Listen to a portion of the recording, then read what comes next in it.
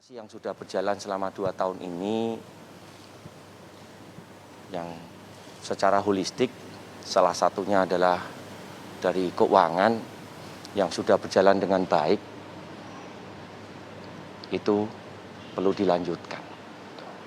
Baik itu pengelolaan hutang, baik itu pengelolaan dari capital expenditure, kemudian baik itu juga pengelolaan dari revenue. Yang artinya adalah kehadiran Pak Menteri BUMN memberi tugas kepada PLN agar ke depan jauh lebih kokoh. Sehingga dalam menjalankan tugas dari pemerintah, yaitu menerangi seluruh negeri ini bisa dilaksanakan dengan lebih baik lagi. Kemudian juga PLN bisa bertransformasi, bertransisi dari perusahaan yang saat ini menjadi perusahaan yang berorientasi pada masa depan. Kira-kira begitu. Pak, ada kinerja yang baru Pak dari Bapak sendiri sebagai direktur utama yang baru yang menambahkan dari yang sebelumnya atau gimana Pak? Selama kebetulan saya sendiri sudah sebagai wakil direktur utama selama 2 tahun, yaitu bersama dengan Pak Zulkifli Zaini. Jadi tadi juga dinilai kinerja PLN selama 2 tahun ini sudah sangat bagus sekali. Tetapi tentu saja saat ini adalah masa transisi. RUPTL yang baru saja dirilis.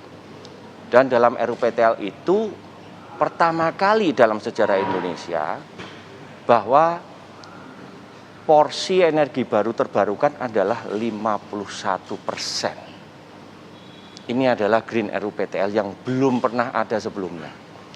Nah, untuk itu, ini adalah masa transisi.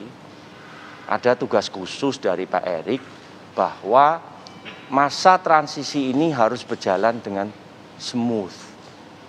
Nah, untuk itu kita berbicara masalah investasi, kita berbicara masalah inovasi, kita berbicara masalah teknologi, kita berbicara masalah kolaborasi dan lain-lain. Nah, untuk itu PLN harus mampu bertransisi ini secara smooth.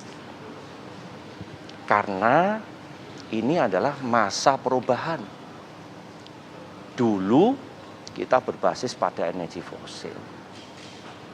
Ke depan kita akan berbasis pada energi baru terbarukan. Kenapa kita melakukan itu?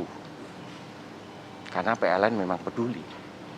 Tetapi di sini juga ada perjanjian internasional. Di sini juga ada arahan dari Bapak Presiden, di sini ada arahan dari Pak Menteri BUMN, ada dari Menteri SDM. Tetapi dalam proses itu harus menjaga keseimbangan. Arahan dari Bapak Presiden dengan Pak Menteri BUMN tadi juga jelas bahwa dalam proses transisi itu jangan terlalu banyak membebani APBN. Bagaimana caranya? Itulah yang harus dipecahkan oleh PLN. Apakah ini suatu tantangan? Ini suatu tantangan, tetapi itu semua harus bisa diurai dan bisa diselesaikan. Pak, ini untuk program transisi energi ini sebelumnya ganjalannya apa Pak? Kita belum tahu urgensinya pergantian direksi saat ini, pergantian kepemimpinannya karena apa? Jadi tadi Pak Menteri hanya memberi tugas kepada saya sebagai dirut, juga pada direksi yang ada, bahwa ini ada tugas-tugas dan mohon dijalankan. Terima kasih.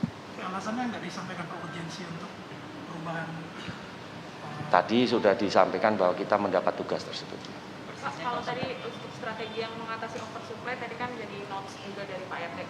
Strategi PLN apa aja Pak untuk mengatasi oversupply? Dari kondisi oversupply, ada beberapa hal yang sudah kita lakukan. Ya, kalau adanya oversupply ya bagaimana meningkatkan demand. Nah, meningkatkan demand ini dilakukan secara holistik. Bapak Presiden sudah melontarkan pada waktu pertemuan di Istana Bogor, yang kemudian juga direinforce dari arahan dari Pak Menteri BUMN bahwa akan ada penggunaan listrik, yaitu menggunakan kompor induksi.